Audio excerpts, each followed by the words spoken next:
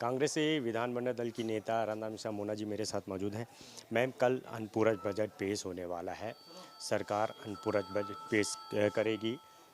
आप लोग क्या कहेंगे, किस तरह घेरने वाले हैं? देखिए, अनुपूरक बजट सरकार कोई भी सरकार तब लाती है जब उसको अतिरिक्त धन की आवश्यकता होती है, किसी योजना में उनको धन की आवश्यकता हो। सबसे बड़ा सवाल ये है कि अभी सरकार अपने मूल बजट का पैसा नहीं खर्च कर पाए। बहुत से ऐसे विभाग हैं जहाँ पे केवल 20 से 30% पैसा खर्च हुआ। अब ऐसे परिस्थिति में सरकार को सप्लीमेंट्री बजट लाने की क्या आवश्यकता पड़ गई? हमने पिछली बार भी देखा, कई कई वित्तीय वर्षों में देखा कि सरकार अपना मूल बजट नहीं खर्च कर पाती, आखिरी में सप्लीमेंट्री बजट का और मूल बजट का पैसा सरेंडर कर देती है।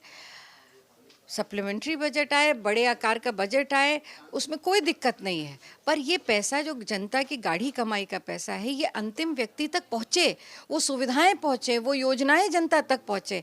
केवल खाली मीडिया में बड़ा आकार का बजट ला करके ये कहना कि ये ऐतिहासिक बजट है, इससे उत्तर प्रदेश की जनता का नहीं भला होगा।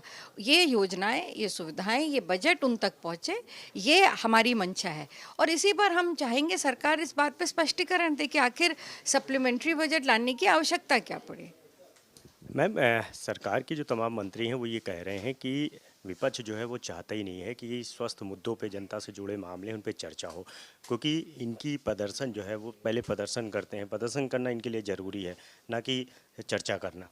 लोकतंत्र की ताकत है प्रदर्शन, और ये विपक्ष का अधिकार भी है।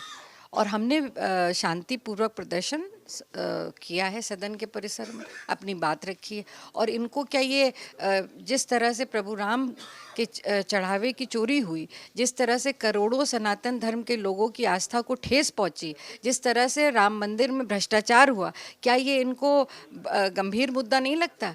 ये मैं याद दिलाना चाहती हूँ, जो लोग ये बयान दे रहे हैं कि कम से कम इतनी गंभीरता तो रखिए, इतनी तो निष्ठा रखिए प्रभु राम में कि जिनके नाम पर आप व्यापार करके आप यहाँ तक पहुँचे हैं, जीत करके आए हैं, जब उनके नाम कुछ लोग भ्रष्टाचार करके उस चढ़ावे को चोरी कर रहे हैं, तो कम से कम उन पे तो कम से कम गंभीर हो जाइए। इससे मुश्किल बड़ा मुद्दा और क्या हो सकता है?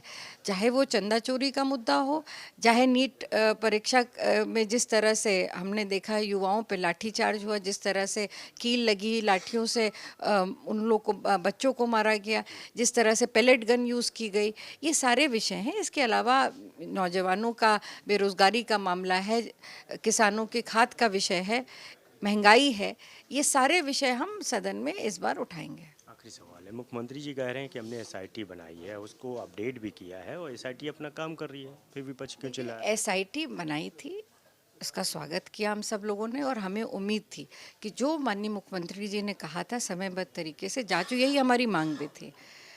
पर आज परिणाम क्या है?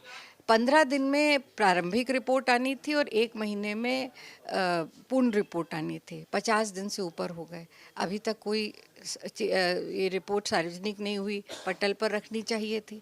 तो हमारी तो मांग यही है, हम तो चाहते हैं कि ये सुप्रीम कोर्ट के, जिस सुप्रीम कोर्ट के आदेश पर राम मंदिर बना था, ट्रस्ट का गठन जिनके आदेश पे हुआ था, उसी सुप्रीम माननीय सर्वोच्च न्यायालय के सिटिंग जज से इस एसआई की निगरानी में इस एसआईटी की जांच कराई जाए। शुक्रिया। कैमरा एसके वर्मा साथ अनूप कुमार, भारत समाचार, लखनऊ।